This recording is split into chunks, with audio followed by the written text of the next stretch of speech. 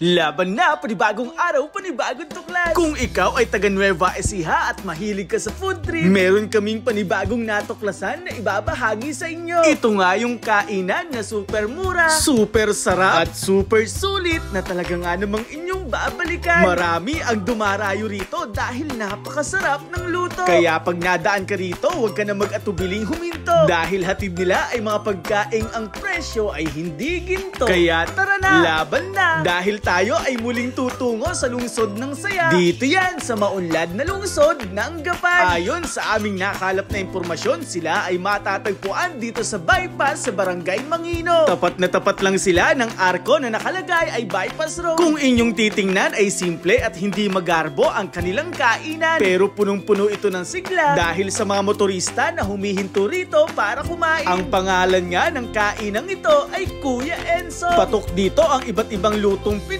tulad ng silog meals ng sizzling. Meron din silang unlimited chicken wings. May mga sizzling platters, may mga bilao package. Available din dito ang seafoods at mga party trays. Kung wala kasi kayong pagkakataon na pumunta dito sa kanilang pwesto, ay pwede silang mag-deliver. May mga nakahanda ring kubo rito na bagay sa mga grupo. Tamang-tamang pahingahan ng mga naglalakbay. Heto na at unti-unti na ngang inihahain ang kanilang masasarap na pagkain. Grabe, hindi namin sukat akalain na ganito kaganda at karami ang kanilang presentasyon ng mga putahe. Una na ngang bumida dyan ang kanilang masarap na chicken wings. Ang sisiw na si Tupeng ang unang lumantak dahil paborito niya ang manok. Ang sisiw namang si Shanji ang sinubukan ay ang kanilang napakasarap na chicken inasal. Grabe, saktong-sakto ang pagkakaluto. Ang sisiw na si Alien ay talaga nga namang enjoy sa napakasarap na calamares. Solid nga raw dahil napakalaman. Ang napakalutong na lechon kawali ay nilantakan na ni Tupeng. Kay sarap nga daw ng timpla nito. Huwag nyo nga raw palalagpasin ang kanilang sizzling pusit. Nasabi nga ni Shanji ay sauce pa lang, ulam na. Saktong-sakto nga raw ang pagkakaluto dahil hindi hilaw at hindi rin overcooked. Kaya sabi niya, ito raw ang huwag nyong palalagpasin pag napili nyong kumain dito kay Kuya Enzo. Dahil maraming ang flavors ang kanilang chicken wings. Hindi na rin yan pinalagpas ni Alien na sarap